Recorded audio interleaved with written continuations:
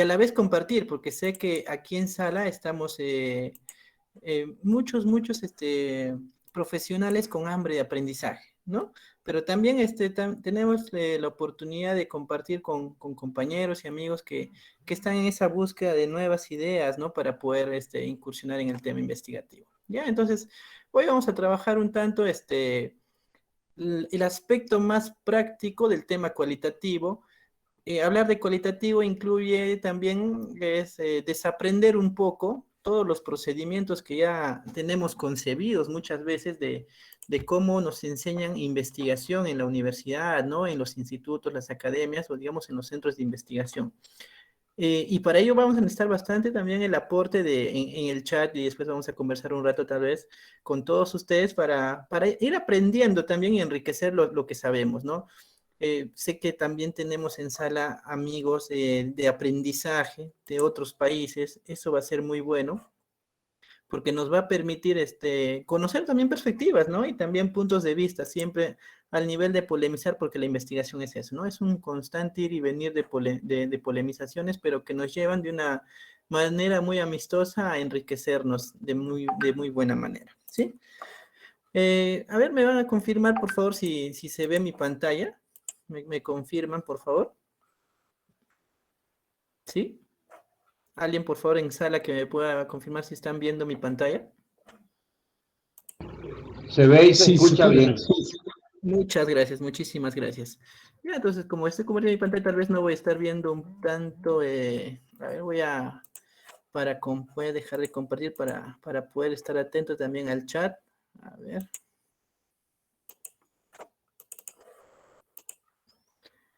Una ventana.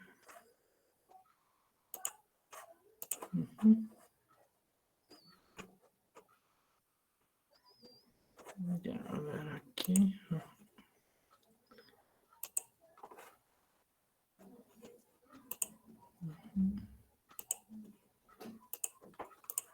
Ok. Listo, entonces vamos a ir viendo.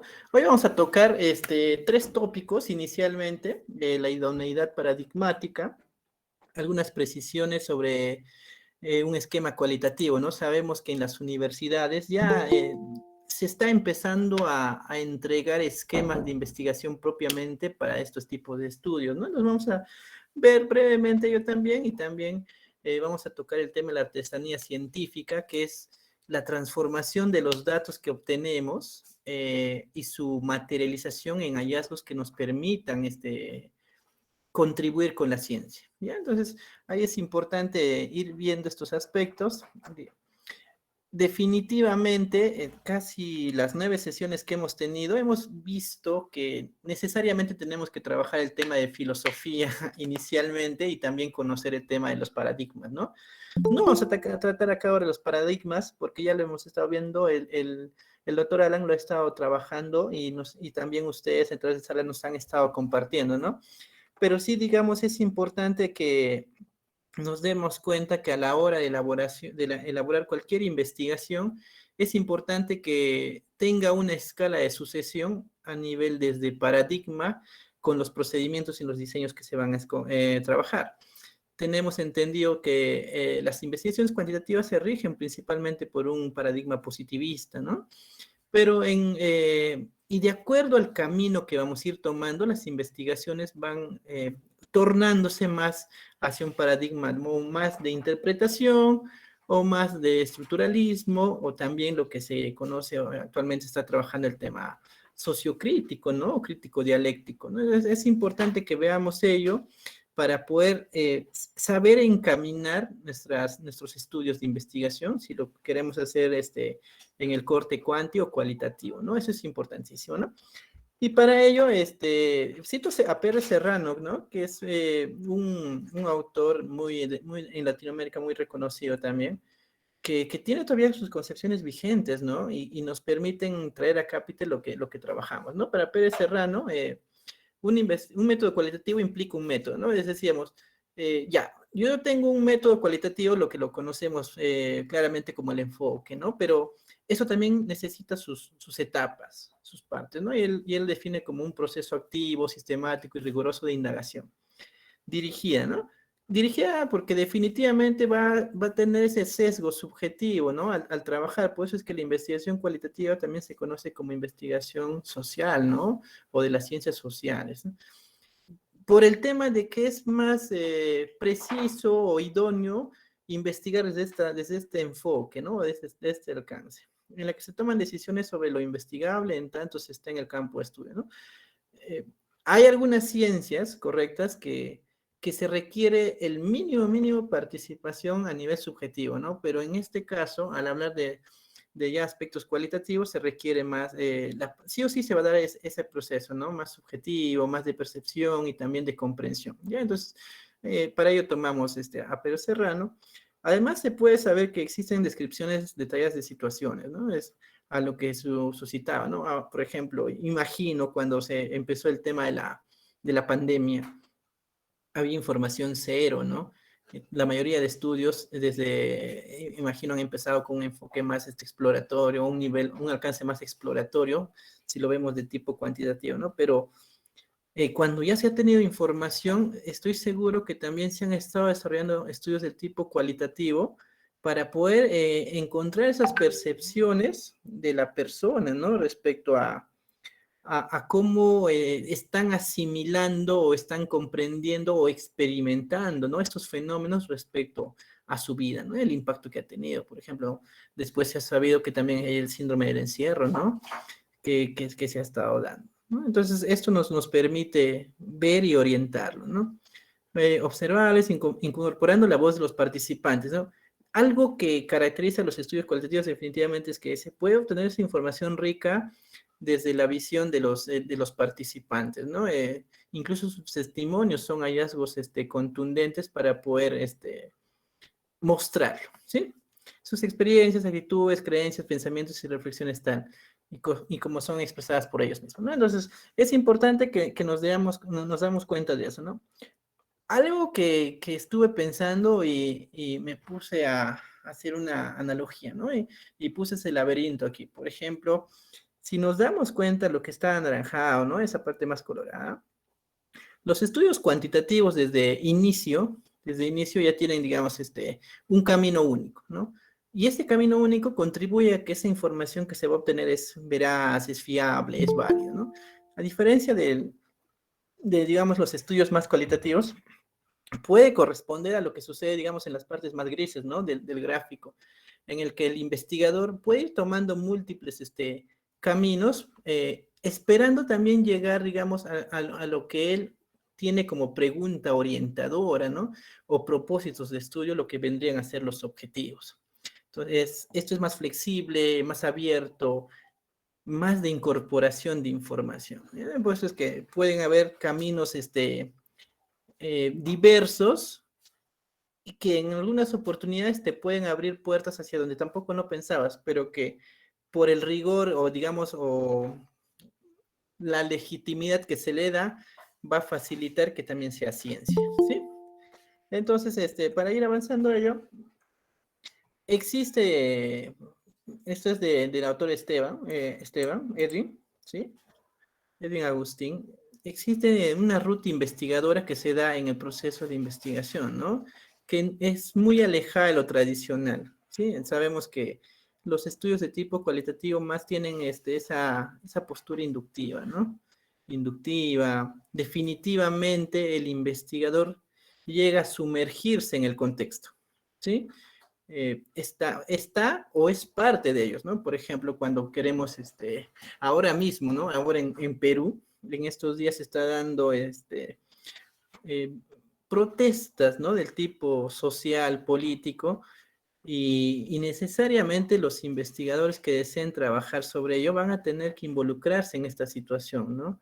Conocer de cerca para poder brindar o sacar información que sea de provecho y además que pueda ser válido a nivel de ciencia, ¿sí? Es importante también cuando hacemos las investigaciones del tipo cualitativa, que estemos atentos a la rutina, ¿no? A lo cotidiano, a la forma del desarrollo de su vida, ¿no? Porque dentro de la naturalidad es donde el investigador cualitativo puede encontrar esos fenómenos que pueden darse como no importantes o no trascendentes, pero que permiten guiar en esencia hacia dónde va a obtener esos hallazgos, ¿no? La estructura como requerimiento ritual. Quiere decir que los fenómenos sociales o la problemática y las situaciones de interés de investigación cualitativa tienen una estructura, muchas veces es social y subjetiva. Entonces, el investigador cualitativo también facilita esta interpretación, ¿ya? Esta interpretación incluso ya lo va generando esquemas, ¿no? Que en un momento pueden ser definidos, pero cuando se hace un hallazgo o una observación más de cerca, se puede ver que existen otras categorías o variables o fenómenos que permiten que se dé esta situación, ¿sí?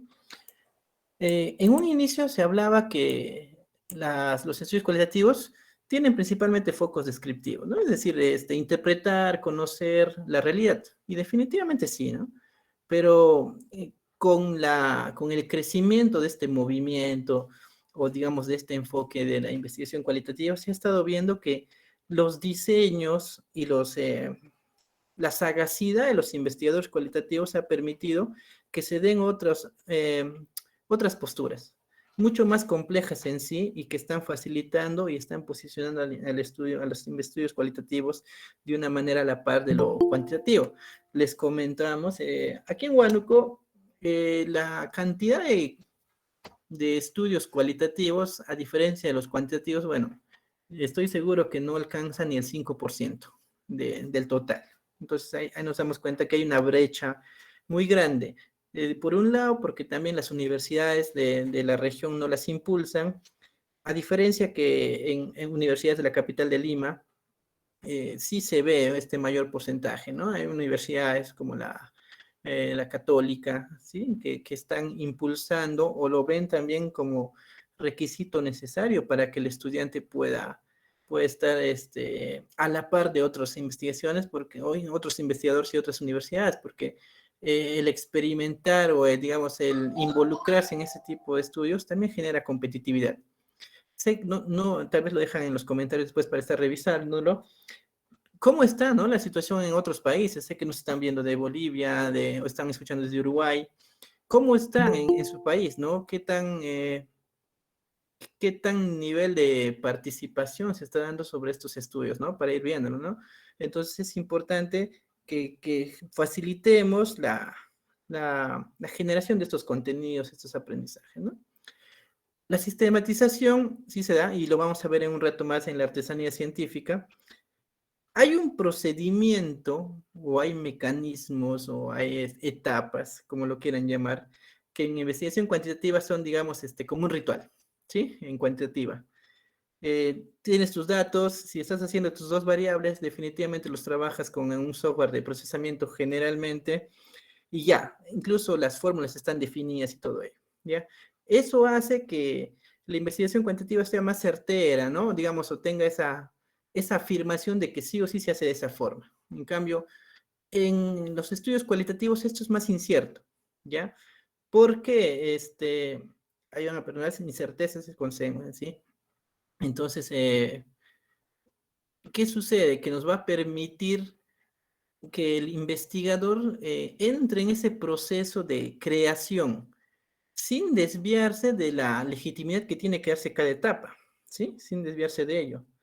Es decir, el tratamiento que le vamos a dar a la información que obtenemos o a los datos o a las evidencias o a la infografía va a permitir que tenga ese albedrío y nos pueda presentar información a través de hallazgos, ¿sí? Y eso lo vamos a ir viendo porque hay múltiples formas de presentación de los datos desde esta parte, ¿no?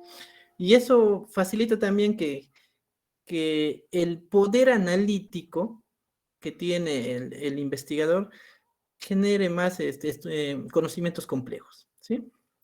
Ya lo decía uno de los colegas que escuchaba, si no me equivoco era Ray también, Mario también, si no me equivoco. Los estudios más cualitativos son flexibles, ¿no? Abiertos y recursivos, ¿no? Es como dicen, evitan esa camisa de fuerza a la cual sí nos sujeta los estudios cuantitativos, ¿no? Hay un amén, un Padre Nuestro en el cómo se tiene que hacer y se respeta ello. En cambio, aquí es más recursivo e incluso eh, las posibilidades de obtener información son muchísimas, ¿no? Y de alguna manera son válidas también. Entonces, todo esto, si se da de la forma en cómo se está explicando y cómo se está buscando y cómo se ha estado trabajando, contribuye a la rigurosidad, ¿no? Lo que le llamamos también a que sea legítimo. ¿Qué hace que tu estudio cualitativo sea legítimo, no? Porque si lo vemos así a veces, entonces, como me decía un amigo antiguamente, entonces los estudios cualitativos, ¿qué es? Hago mi entrevista y al final lo que tengo que hacer es mi entrevistita y lo pongo en cuadrito y ya está. Entonces no va mucho por ahí, sino hay un proceso al cual a veces no le dan importancia, es cierto, y es necesario que como investigadores nosotros o como apasionados de la investigación le damos la importancia describiendo desde el paradigma, desde la postura epistemológica, ¿no? Y también desde el método, para que ellos puedan conocer también y también aporten, viendo que no solo se trata de hacer una entrevista y poner los datos que obtenemos, ¿ya? Va más allá. Entonces, esto quería acotarlo porque nos va a servir después para ir mostrando, ¿no? Algunas precisiones sobre los esquemas cualitativos, ¿sí? Sabemos que es Thomas Kuhn, ¿no? Digamos, el que tal vez a partir de los años de los 50, los 70, 75, ¿no? El que nos da este realce, ¿no? A los paradigmas, a esas posturas filosóficas, científicas que permiten y son aceptadas por la comunidad científica, y estas van a enrumbar los estudios de investigación, ¿no? Entonces es importante de ahí, y todos estos tengan una claridad. Por ejemplo, imagínense que ustedes quieren hacer un estudio del tipo investigación-acción, ¿sí? La investigación-acción se refiere al proceso en cómo el investigador con los coinvestigadores generan la reflexión a través de un proceso de cambio o de desarrollo, de aprendizaje en los participantes. Y estos, de manera reflexiva, que generan sus aprendizajes. Y esto se sistematiza. Entonces, no podría ponerle que es más un paradigma interpretativo, sino es más un paradigma sociocrítico porque contribuye a la reflexión de los mismos participantes para que se den un cambio, ¿ya? Entonces, y eso tiene que ir en cascada. Por ejemplo, si yo veo que mi estudio se orienta más para un estudio fenomenológico porque quiero estudiar las razones de una huelga, ¿sí? No voy a poner que es un paradigma sociocrítico, porque no estoy generando cambios, sino quiero saber principalmente las razones o comprender las razones de la huelga. Entonces ahí más sería un paradigma tal vez interpretativo, ¿no? O si es, digamos, una teoría fundamental, tal vez un estructuralismo, ¿no? Entonces es importante que lo sea, que sepamos cuál es el camino para poder elegir. Yo, a ser sincero, cuando empecé a realizar investigaciones cualitativas, no tenía mucha certeza, ¿no? Y eso te lleva a la posibilidad de investigar, ¿no? Ahí donde fui conociendo el nivel de investigación-acción y sus diferentes variantes, ¿no? Y me fascinó porque dije, debe haber alguna forma en el cómo los estudios, digamos, explicativos que son a nivel cuantitativo, tienes tu pre, tu post-test, aplicas un experimento y ves si hay cambios, ¿no? Eso es desde el enfoque, digamos, más cuantitativo. Pero a nivel cualitativo también hay fenómenos en los cuales las personas participan de cambios y esto también puede ser sistematizado a nivel cualitativo. Entonces ahí donde conocí estas posturas, ¿no? Y me interesó muchísimo. Sé que hay mucho camino aún por avanzar y para posicionarse, pero son pasos que agradan, ¿no? En los esquemas cualitativos, generalmente ahora los responsables de las universidades o de los programas académicos de posgrado solicitan ya no tanto población y muestra. Hay algunos que sí todavía, pero al hablar de población y muestra, como que damos la posibilidad de que un estudio no se vea directamente desde un enfoque puramente cualitativo, sino de esa apertura de que sea un cuantitativo. Entonces, ya no va mucho el tema de cómo has seleccionado tu muestra, o digamos, o si es representativo y todo ello, ¿no? Más en los esquemas cualitativos se ha visto, estoy viendo, que se dan esta posibilidad de tener actores, ¿no? Actores sociales o participantes o versionantes, como lo quieren llamar. Y Suárez Paso nos hace realza esto, ¿no? En el que incluso en los estudios cualitativos, el investigador forma parte de un participante, es un participante más, es un versionante más. Entonces, eso es lo interesante, ¿no? Ahora, definitivamente va a tener su influencia subjetiva, sí, sí la va a tener, ¿no? Pero ya nos vamos entrando en esa posición en la que es más complejo el análisis y se va a requerir diferentes procedimientos, ¿no? ¿Qué más? También he visto, y esto creo que va a ser este tema de debate, ¿no? Sabemos, por ejemplo, que todo trabajo de investigación usualmente se redacta en tercera persona, ¿no? Entonces, he visto estudios también, a la vez un maestro mío me dice, hay esa posibilidad, e incluso creo que es más acertado, de que los estudios cualitativos puedan ser redactados en primera persona también, porque definitivamente estamos hablando de un estudio subjetivo, ¿ya? Que es sistematizado y que también es legítimo. Y con esto permite que el investigador vuelque sus reflexiones, ¿sí? O las plasme en un papel, ¿no? Lo obtenido, ¿sí? Entonces, es importante. Yo sé que esto es opción a debate, sí, incluso va a ser polémico, porque yo recuerdo uno de mis asesorados en un programa de posgrado, hizo su interpretación o su, digamos, su redacción de todo su trabajo en primera persona, y bueno, tal vez por el desconocimiento, la falta de costumbre, los docentes le hicieron redactarlo en tercera persona, ¿no? Entonces, sé que también puede ser por el momento todavía un tema muy de, a debate, pero también creo que es una práctica que podemos impulsarla y que hay formas de defenderla, ¿no? Los títulos son flexibles también, ¿no? En los estudios cuantitativos, es clara la forma en cómo se hace un título, ¿no? Por ejemplo, ponen si hay influencia, estamos tratando de, es un explicativo no experimental o tal vez un experimento, ¿no? O también necesariamente tiene que haber las dos variables y todo ello, ¿no? El contexto y todo eso, para que se dé un título más válido, incluso una cantidad de palabras. He visto que en los estudios cualitativos puede tener un esquema distinto, ¿sí? Un esquema distinto, incluso pueden los dos puntos y todo ello, ¿no? Como más títulos de producciones literarias propiamente dicho, ¿no? O producciones de contenido más científico, ¿no? Que no necesariamente se va a un esquema en el que tiene que haber las dos variables y todo eso. Ujú.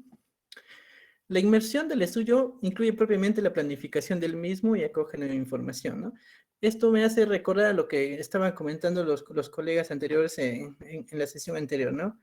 La misma planificación no necesariamente se tiene que empezar con un proyecto de investigación, tal vez para hacer un estudio cualitativo. Puedes empezar incluso con la inmersión en el campo y esa información te va a ir llevando y encaminando para poder obtener lo que deseas, ¿no? Y en ese proceso tal vez vas a generar tu hipótesis, puede ser, pero definitivamente vas a obtener tus preguntas orientadoras, ¿no? Esas preguntas orientadoras que te van a generar propósitos. Y estos propósitos, a la par, digamos, en la postura cuantitativa son los objetivos, ¿ya? En la cualitativa más se conocen como propósitos, ¿no? Que, digamos, son tus indicadores o hacia dónde quieres llegar, ¿sí? Y algo también que me gustaría, o me gusta, digamos, comentarles, en los estudios cuantitativos, sí, pues, ¿no? Fácilmente, digamos, elaboras el plan y después lo puedes delegar a alguien que te lo haga el análisis estadístico, y es una práctica también bastante común, pero en los estudios cualitativos no se puede hacer eso. O si lo haces, también hay un riesgo, ¿no? De que, por ejemplo, esa producción que estás haciendo ya no sea del todo lo que tú quieres hacer, porque la riqueza de la información que se va a obtener en los estudios cualitativos, justamente va a ser del tratamiento de datos que hagas, de la inmersión en el campo que hagas. y eso no te lo pueden contar. Ya, porque sí o sí te puedes perder de escenas o fragmentos de esa información que puede cambiar todo el rumbo del estudio. ¿Ya? Entonces, considero que los esquemas cualitativos o los estudios y la reacción de estos trabajos son funciones indelegables. Sí o sí lo tienes que hacer. Si lo quieres hacer manual, está bien. Si lo quieres hacer de forma sistematizada o a través de un software, está bien también. La idea es que sí o sí se oriente a que el investigador de inicio a fin se encuentre participando en ello. ¿Sí? Entonces, hasta ahí quería llegar a esta parte, no sé si por ahí, si tienen algunas preguntitas, lo van comentando para poder ir viendo, ¿sí? No hay problema, y si no, vamos a seguir avanzando. ¿Sí? Muchos de los que están aquí en sala ya tienen conocimiento de todo esto, ¿no? Pero hay algunos para algunos que todavía es novedad y es importante llegar a todos, ¿no? Y si, por ejemplo, por ahí tal vez se me va algún concepto, lo compartimos y socializamos también, ¿no? A la vez que aprendemos todos, ¿ok? Entonces, ahora vamos a hablar un poco de la artesanía científica, ¿sí? Mi maestro, este término de artesanía científica lo tomé de mi maestro, ¿ya? El doctor Agustín Esteban, ¿sí? Lo digo porque me hizo asimilación o me hizo pensar en que el panadero, al momento de preparar su pan, ¿sí? Tiene su mezcla ya definida, tiene su dosis de harina, de levadura, de aceite y de manteca, lo que requiera. Ya lo tiene definido, ¿ya? Pero lo bonito de esa profesión o ese oficio es que él tiene esa posibilidad de moldear los panes a su gusto, ¿sí? Pero el producto siempre al final va a seguir siendo pan, ¿sí? Y muchos de estos se vuelven el alimento diario, ¿sí? De igual manera, ¿no? Los artesanos propiamente dicho, cuando trabajan en la alfarería o en el barro, tienen esta posibilidad, ¿no? Entonces me hizo pensar ello y por eso es que tomé su término, ¿ya? Junto con Piñero y Rivero cuando desarrollaron su libro, ¿no? Les voy a pasar un material para que puedan ir viéndolo también después, lo revisen y tal vez en futuros conversamos sobre ello, ¿ya? Entonces, sobre eso. Y aquí les voy a ir mostrando de qué forma tal vez nosotros ya vamos trabajando la investigación, ¿sí? Entonces, la primera etapa es organizar el registro y transcripción de la información, ¿ya? Como ustedes saben, al hacer investigación cualitativa, hoy podemos obtener información de muchas fuentes, ¿no? Entonces, generalmente en mi experiencia he estado realizando entrevistas grabadas, ¿sí? Grabadas que me han permitido perpetuar la información, ¿sí? Entonces, en algunas ocasiones estaba realizando incluso los trabajos de manera manual, ¿sí? Y, por ejemplo, hago un número de entrevistas que en un momento puedo definirlos y también se van a la cantidad de lo que yo llego a conseguir, ¿no? Por ejemplo, les voy a mostrar prácticamente cómo voy elaborando, ¿no? Por ejemplo, en esta tesis elaboré o tuve que hacer 11 entrevistas, ¿sí? Con un equipo de investigadores de apoyo también, ¿sí? Más o menos la duración de estas entrevistas es entre 30 minutos promedio, algunos más menos, ¿ya? Y estas entrevistas, ¿sí? Entran a una etapa en la que, miren, es un mecanismo de manera manual. Ya después les voy a mostrar un poco en el Atlas T cómo lo podemos hacer de forma sistematizada. Pero les muestro manual para que vean que el proceso es rico y te permite aprender más también, ¿sí? Entonces, estas entrevistas que tenemos aquí tienen que ser tipeadas, si quieres ponerlo así, ¿ya? O materializadas en texto. Hay software que nos facilitan eso, ¿sí? Pero también nosotros tenemos un equipo de investigadores que lo hace, digamos, a través de la lectura y vamos a la vez depurando información que no es relevante en el estudio, ¿no? Por ejemplo, algunos ruidos, algunas palabras de fondo y todo eso, ¿sí?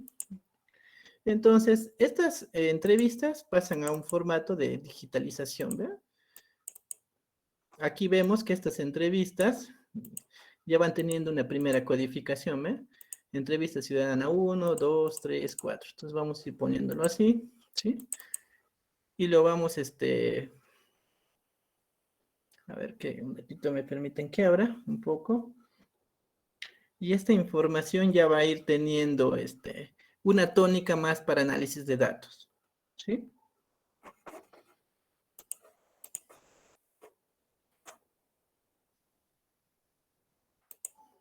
¿Ve? ¿Ve? Entonces la información que se va obteniendo ha sido materializada en estos documentos en Word, ¿sí?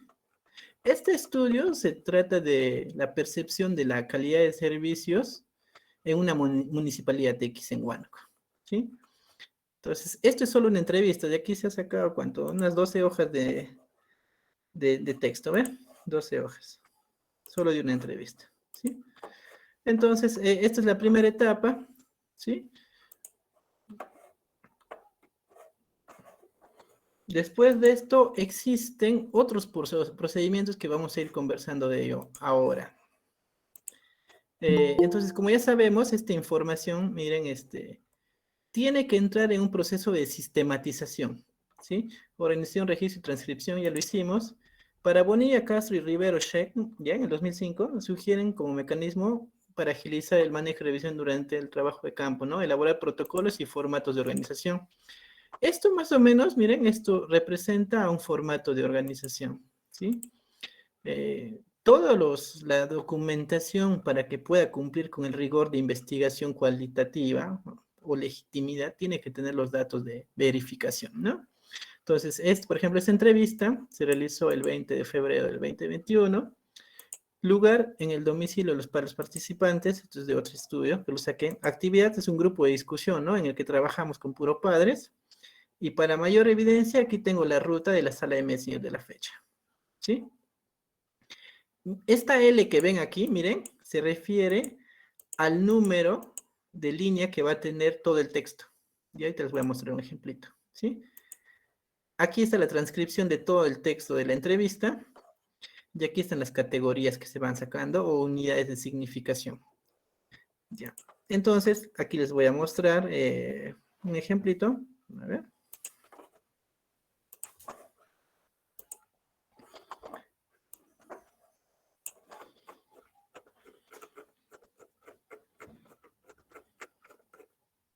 Aquí está, por ejemplo, miren.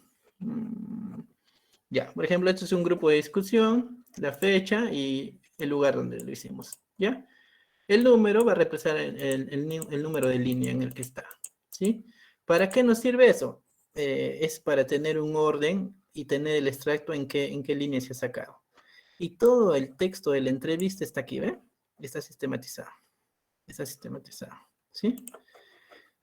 Producto de esta sistematización se generan unidades de significación, ¿no? Es decir, por ejemplo, esta información, por ejemplo, ¿ya? Es relevante para mi estudio, ¿ya? Y entonces tengo que empezar a codificar la codificación. Ahora les vamos a ver qué es la codificación para que puedan tener conocimiento y a la vez qué representan estos números, ¿sí?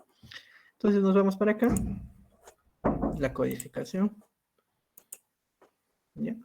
Entonces miren, por ejemplo, en este tipo de investigación yo previamente con los conocimientos que se había obtenido producto de una revisión teórica, había encontrado que hay unas categorías previas en este estudio, ¿no? Un nivel personal, un nivel sociofamiliar y un nivel educativo. Entonces había designado que, por ejemplo, toda la información que obtenga del área, de la categoría personal, sería de color amarillo. Toda la información que tenga el área familiar sería de color rojo, y toda la información que tenga del área educativo laboral sería de color verde, ¿no? Entonces ya lo había hecho a nivel cromático, ¿sí? Y aquí también han visto, miren un ejemplo. ¿Ve? Rojo, verde y amarillo, ¿no? Entonces ya voy definiendo como que para qué tipo para qué tipo de investigación o qué tipo de categorización estaba haciendo, ¿no? De codificación, ¿sí? Entonces, hasta ahí vamos bien. Después de esto, de tener esta codificación, se llama codificación cromática, así le llamamos, ¿sí? Analizamos, ¿no? Analizar la información cualitativa, ¿no? Para Flick, afirma que se pueden distinguir dos metas al momento de la interpretación de los textos, ¿no? Una es la revelación, descubrimiento o contextualización de las afirmaciones en el texto, que lleva normalmente un aumento en material textual, ¿no?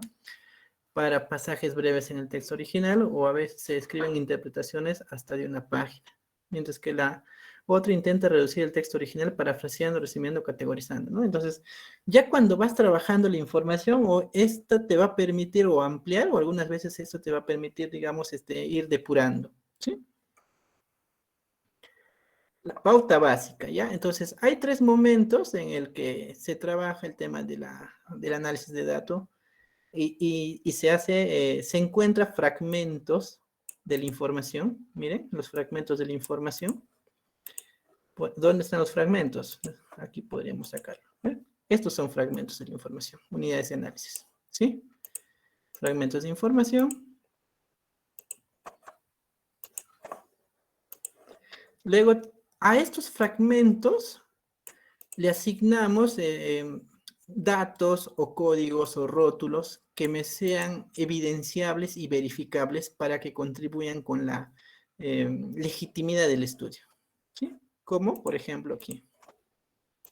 A este fragmento, miren, yo le asigno un código. Este se ha subido. De este fragmentito, el código es este, de acá arriba. ¿Sí? Entonces, y de este es este, ¿ya? Entonces, todos los fragmentos tienen un código, ¿sí? Lo que se llama la codificación. Después, estos códigos, cuando ya tenemos una cantidad de códigos, lo vamos a ver en el Atlas en un ratito, permiten una construcción de categorías, ¿ya? Entonces, esta construcción de categorías me va a permitir ir formando las redes de información que voy a obtener. Eso es importante, ¿ya? Entonces, ¿qué son categorizaciones? ¿Ya? Para Galeano Marín, las categorías se entienden como ordenadores epistemológicos, campos de agrupación temática, supuestos implícitos en el problema y recursos analíticos como unidades significativas que dan sentido a los datos y permiten reducirlos, compararlos y relacionarlos. Es decir, la información, ¿no? Ustedes, por ejemplo, como les había mostrado, previamente, el producto de la revisión del estudio del tema, me había obtenido tres categorías, ¿no? Personal, social, familiar y educativo laboral.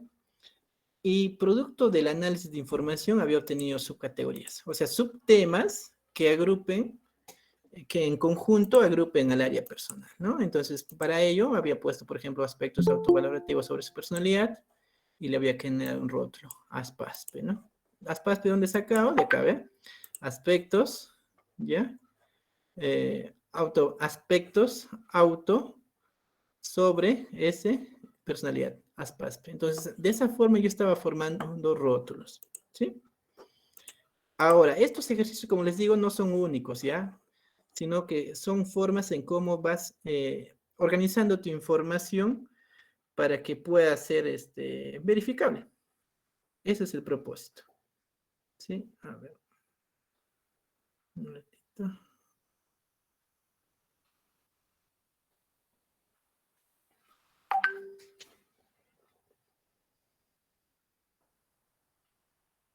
Ok, sigamos, ¿no? Entonces, hasta aquí vamos a ir viendo.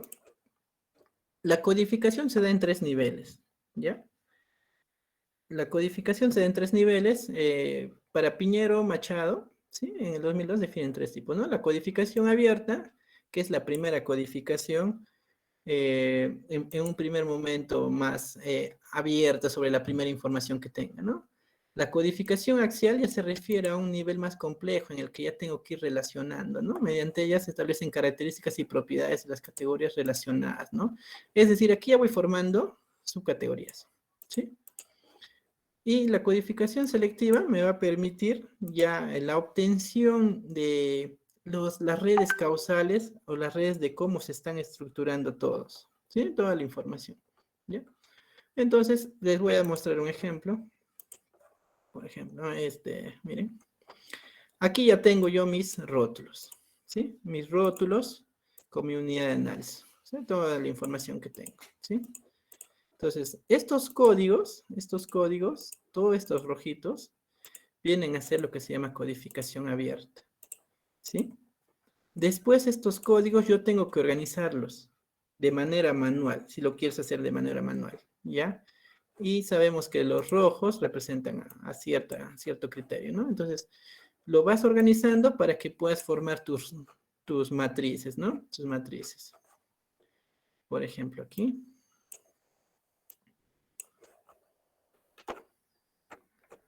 Vamos por acá, técnicas, no, esto no es. Ya, ven, por ejemplo, en este tipo de estudios, ya que estábamos trabajando sobre el tema de la calidad de servicio, se han encontrado 5 categorías, ¿sí? La empatía y confianza, la fiabilidad, la responsabilidad, seguridad, la capacidad de respuesta y los elementos tangibles, ¿ya? Y cada uno tenía su rótulo y cada uno tenía su identificación cromática, ¿ya? Entonces, ¿qué representa? Por ejemplo, en este tipo de investigación hemos realizado dos tipos de técnicas, las entrevistas al ciudadano y también los grupos de discusión, en la que hemos juntado a un grupo de personas y nos han hablado del tema, ¿no? Por ejemplo, ¿yo cómo codifico? S se refiere a la técnica utilizada. Miren, S es la técnica utilizada. En algunos ustedes van a ver rótulos GD. GD significa grupo de discusión, ¿sí? Número de participantes se refiere qué número ha sido entrevistado. Por ejemplo, 1, 2, 3, no sé hasta cuántos, ¿no? Y las líneas del párrafo acá te dice entre qué líneas se ha obtenido el dato. Ya, por ejemplo, aquí, miren.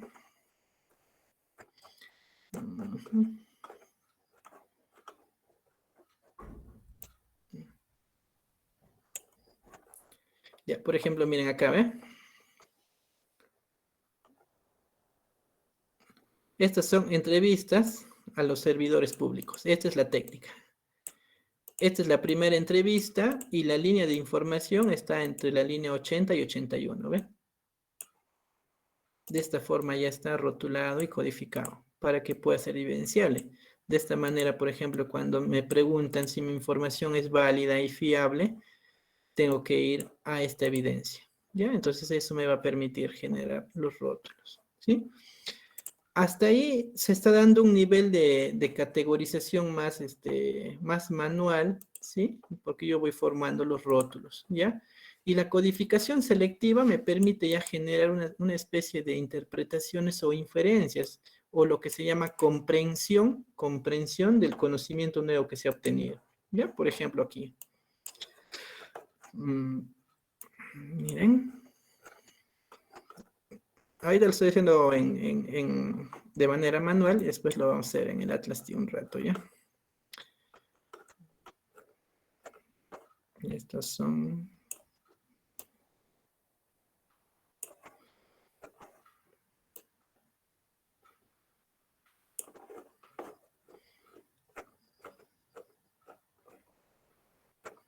Ya, esto es mi mapa causal al final. Ya, pero por ejemplo, yo he obtenido, esto ya son mis inferencias finales, ¿ve? Por ejemplo, producto de la calidad de servicios públicos en el área de responsabilidad y seguridad, se ha encontrado 3 subcategorías, ¿sí?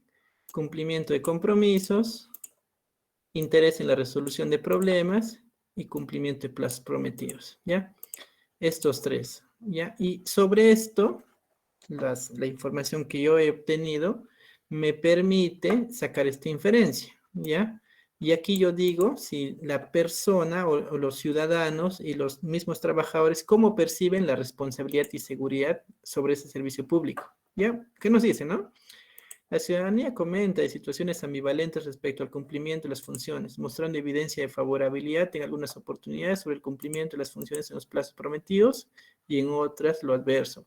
De esta forma es que no se pueden sacar conjeturas únicas sobre una percepción general respecto a la categoría emergencia de la responsabilidad, pero por otro lado es clara la percepción de desfavorabilidad que tiene respecto al cumplimiento de compromisos que se han planteado respecto a los servicios públicos, expresando situaciones de incomodidad y rechazo respecto a las gestiones de los servicios en el distrito. Esta situación idea la consecuencia de interés que se tiene por la atención de los problemas que presenta la ciudadanía, expresándolo a nivel global un descontento de que no se realicen los servicios públicos con responsabilidad. ¿Ve? Entonces, mi categorización ya más selectiva, producto de la información que yo obtengo de mis familias de categorías, ya voy a poder generar una comprensión global de la realidad respecto a qué, a la responsabilidad y seguridad. Ya, entonces, este proceso es producto de todo el análisis que he hecho de la información previa, ¿sí? Ya. Entonces, igual, ¿no? Por ejemplo, aquí está algo que les comenté. Por ejemplo, ¿cómo he rotulado esto? Acá dice entrevista personal, ¿sí? Vamos a hacerlo con grupo de discusión, que es el ejemplo. Mira, GD es grupo de discusión, ¿sí? GD, grupo de discusión. Número de la sesión es el número de la sesión que se realizó, el primer grupo de discusión. Inicial es el participante para mantener la confidencialidad, MFJ. ¿Y en qué línea fue mencionada? Del 25 al 27. ¿Ya? Entonces, esta información es verificable. Y está codificado de esta manera. ¿Sí? La legitimidad científica. Ya. Antes de ir cerrando esto, quería mostrarles un poco en el Atlas T de qué manera se está haciendo, ¿ya? O se puede hacer. Sé que algunos ya lo han trabajado, sé que para algunos incluso el Atlas es un software que es muy manoseado, pero créame, a veces por países la situación cambia, ¿no? En el Perú, bueno, en Huánuco principalmente, es muy escasa esta posibilidad por el momento de uso, ¿ya? Imagino que con el tiempo esto va a ir en aumento y esperamos ello por el tema del bien de la ciencia, ¿no? Les voy a mostrar, me confirman si se ve, por favor, también, me comentan, ¿sí? Sí, se puede ver. ¿Sí? Ok, gracias. Se puede Este es observar. gracias, este es el arranque del Atlas T, ¿sí? Sí, aquí se arranca, ¿sí? Y entonces, el DP son documentos primarios, lo abrimos aquí, ¿sí?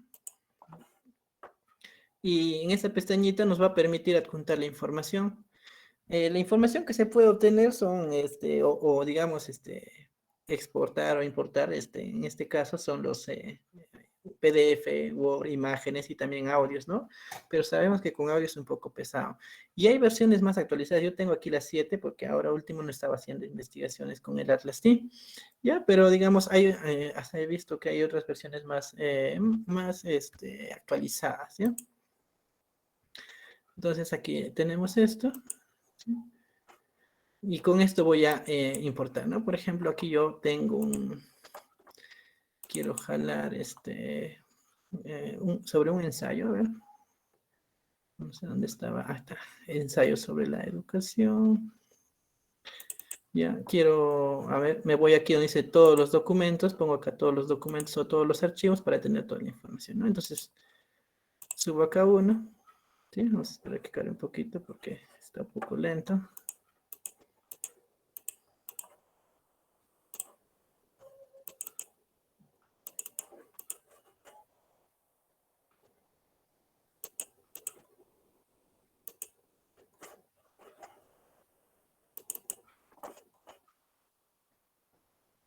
Ahora sí, ya tengo un documento, ¿eh?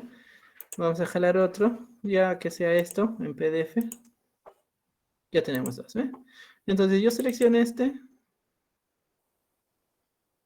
está aquí para el análisis, ¿ve? Y este es documento para el análisis. ¿De qué forma? Implica, por eso se refiere a que es una función indelegable, ¿no? Entonces, de preferencia, se tiene que revisar todo el contenido, ¿no? Entonces, por ejemplo, yo ahorita lo voy a hacer aleatorio simplemente para el tema de demostración, ¿no? Por ejemplo, a mí se me ocurre que este contenido es importante a nivel de unidad de análisis y le pongo codificar, anticlic, codificar, ingreso un código. Como ahorita no tengo nada, lo voy a crear, ¿no? Por ejemplo, acá voy a poner problemas de la educación, se me ocurre, de la educación, ya, y le pongo OK, y ya tengo acá, ¿eh? ¿Sí? Un código, ¿ya? Pero, digamos, luego me acuerdo que de esta parte hasta aquí también, ¿no? Yo quiero poner voy a denominar, voy a poner de nuevo problemas de vamos a poner acá ventajas de comunicación, ventajas de la comunicación, ¿sí? Y aquí voy a poner problemas de la comunicación. Problemas nada más, ya. Entonces vamos a poner ahí problemas, ok. Y ya está. Miren, ¿qué quiere decir? Que una misma información se puede prestar para diferentes códigos, ¿no? Y esto también después va a contribuir porque también pueden ser para diferentes subcategorías, ¿no? Entonces vamos por acá avanzando, ¿sí? Voy a ir aleatorizando, digamos, alguna información. Aquí voy a poner ya ventajas, porque ya lo tengo. Por ejemplo, es de nuevo ventajas. Justo esta información es de nuevo ventajas y lo pongo acá, ¿no? Entonces acá voy a poner tal vez, se me ocurre, y voy a poner amenazas, ¿no? Amenazas, como elaborando un FOA, tal vez de la educación, ¿no? Amenazas. Amenazas, ¿ya? Ok. ¿Ya? Entonces se van generando, ¿ven? Códigos. Miren, y acá se dan cuenta que cuando hay información sobrepuesta, se van generando una alternancia o también una relación, ¿no? Entonces aquí vamos a poner otro, digamos, se me ocurre autoría, vamos a poner, ¿ya? A ver. Codificar. Autoría de la educación, ¿no? Ok, ¿sí? Ya, y listo. Vamos acá por acá un par más de información. La idea es que toda esta información que se lee,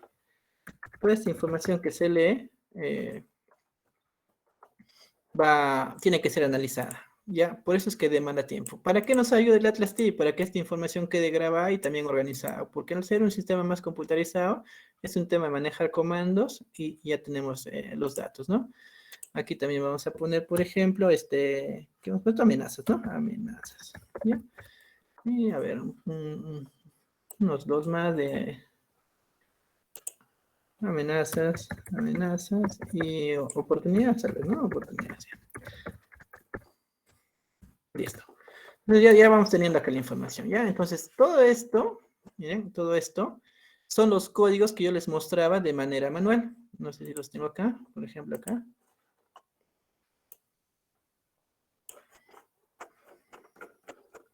Acá, estos códigos, ¿ven? De manera manual, pero acá ya los tengo de manera sistematizada. Entonces, miren, si se dan cuenta acá, donde si pongo mi puntero, ¿ya? Sale amenazas, incluso hay, digamos, la codificación y la línea, ¿ve? La línea está en el 1.8, ¿ya? Como lo vemos aquí, ¿ve? Aquí figura en el 18. ¿Sí? Aquí también están las líneas. Lo que lo tenemos en tema más manual, aquí lo tenemos sistematizado. Entonces, aquí hemos generado códigos, ¿sí? Y aquí vemos los códigos que tenemos, ¿verdad? Miren, aquí están todos estos códigos generados, ¿ya? Entonces, estos códigos tienen una forma de relación. A nivel en Atlas ya se puede ir viendo una serie de enlaces o también de contraposiciones que se puede tener, pero ahorita lo estamos mostrando para que sea un arranque y ustedes puedan escudriñar de una manera más precisa posteriormente, ¿no? Vamos a generar lo que se llama, después de los códigos se generan las subcategorizaciones, ¿no? Estamos trabajando a nivel más inductivo. Entonces, seleccionamos, por ejemplo, nos vamos aquí donde dice, a ver, códigos, ¿sí? Familias, ¿ya? Administrador de familias, ¿sí? Lo adelantamos. En los últimos Atlas se llama categorización, ¿no? Generación de categorías, ¿ya? Aquí, por ejemplo, voy a crear una nueva familia, ¿ya? Por ejemplo, voy a poner poda de la educación, ¿no? O sea, estoy aleatorizando mis ideas, ¿no? Estoy lanzándolas así. Entonces, yo tengo acá mi FOA de la educación y se me ocurre, por ejemplo, agarrar las amenazas, las oportunidades, las ventajas, ¿no? De los problemas, ¿no? Entonces, los pongo acá. Ya tengo acá. quiero crear otro. Por ejemplo, ya creo otra familia, vamos a poner obstáculos, ¿no? Obstáculos, tal vez. Ok, ya. Y acá también tengo, ¿no? Quieren agarrar ventajas, problemas, desventajas, tal vez, ¿no? Entonces, ya tengo, ¿eh? Ya lo tengo. Ya, entonces de acá son 4 y de acá son 3, ¿no? Entonces, esta información que yo tengo a priori ya me va generando una red, ¿no? De cómo se va organizando, y eso lo vemos acá, ¿no? Abrir en red, ¿no? En árbol, ¿no? ¿Ve? ¿Sí? Y pueden ver que, por ejemplo, el foro de la educación está ligado a las amenazas, oportunidades, ventajas y problemas, ¿no? Entonces, y estos son manejables, pero no se puede ordenar de acuerdo a conveniencia. Miren, por ejemplo, acá. Por ejemplo, yo lo tengo acá de manera manual cuando lo trabajaba, tenía mis redes, ¿no? ¿Dónde están?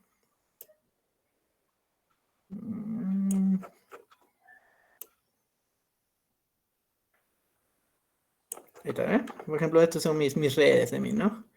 Ya. Pero digamos en el Atlas T, ya te sale así. ¿Sí? Ya tienes la información. ¿Ya? Entonces, si se han dado cuenta, es de cómo los datos que se van obteniendo producto de las técnicas que has aplicado, puede ser entrevista, puede ser eh, focus group o grupos de discusión, puede ser, como nos mencionaba el compañero la vez pasada, puede ser un mapa, ¿no? O a veces datos, ¿no? También se pueden sacar. Y la idea es que esta información nos va a mostrar estas redes causales, ¿no? Estos árboles con sus raíces y todo ello para que se pueda estructurar. ¿Ya? Entonces, esa información nos va a permitir que respetando todos los parámetros que se ha trabajado, se vuelva fiable, ¿sí? Y para contribuir a ello, voy a ir a lo que continúa, ¿no? A ver aquí. Después de haber seguido los pasos previos, después del tratamiento de datos y de todo tu árbol, ya volcarlo en hallazgos y también en conclusiones, esto va a contribuir a que el estudio que has realizado sea legítimo a nivel científico, ¿no? Y cómo tú pruebas la legitimidad, tal vez, ¿no? O digamos, cómo contribuyes a la legitimidad, cosa que tal vez en los estudios cuantitativos es mucho más sencillo, porque las pruebas son estandarizadas, son validadas, tienen criterio de jueces y todo ello, ¿no? Aquí no se da eso, ¿ya? Pero sí también tiene sus mecanismos, ¿no? Sus procedimientos que todo investigador cualitativo tiene que procurarlo, ¿no? Entonces, uno de ellos es la veracidad de los datos, ¿no? De los procedimientos. De preferencia, todo lo que se haga tiene que ser verificable. Sí, eso es importantísimo, ¿no? Lo otro es que tenga una coherencia paradigmática, lo que les decía. Si tienes una idea de qué vas a hacer, es importante que entres en un proceso de reflexión sobre qué paradigma es lo que está guiando tu fenómeno, o tu proceso, o tu estudio, o tu propuesta de estudio, ¿no? Para que puedas escoger el paradigma adecuado, después un método, digamos, y el diseño, ¿no? En los estudios cualitativos, los diseños se refieren a los pasos, es decir, también son construcciones del investigador, ¿ya? No es que, oye, te voy a mostrar un gráfico y tiene que ser compra y pues no, no, en los cualitativos no es de esa forma, sino se refiere a los procedimientos que hace el investigador, ¿no? Claro que hay algunos, digamos, ya definidos y propuestos y que son más aceptados por otros, ¿no? Y de preferencia nos sumamos a ellos, ¿no? La triangulación que decían también, ¿no? Los compañeros, por ejemplo, aquí en este tipo de estudios, por ejemplo, hemos trabajado con la ciudadanía, pero también hemos trabajado con los servidores. Y también el investigador era parte del grupo de trabajadores de la municipalidad. Entonces, permitía encontrar fuentes diferentes para poder validar la información. Eso ya aportaba la triangulación. Además, en técnicas también, ¿no? Se hacía técnicas sobre las entrevistas y los grupos de discusión, y la información que nos brindaban estos dos eran similar o parecida, ¿no? Entonces, eso también contribuye a la triangulación.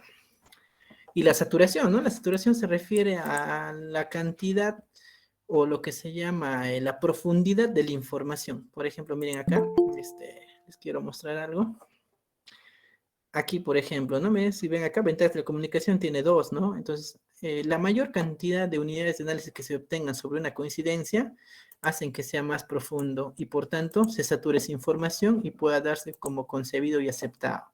¿ya? Entonces eso es importante, ¿no? Ver la saturación y la verificabilidad, ¿no? Es decir, si tienes las evidencias y todo ello, eso sí o sí va a contribuir con la legitimidad del estudio cualitativo que hagas, ¿no? Y de alguna manera le va a dar más peso, ¿sí?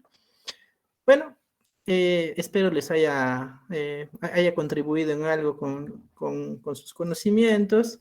Eso es lo que se ha podido plasmar. Estamos en un camino interesante pero apasionante de la investigación cualitativa y siempre es bueno aprender con ustedes también y transferirles lo que se ha podido fortalecer, ¿no? En los últimos años.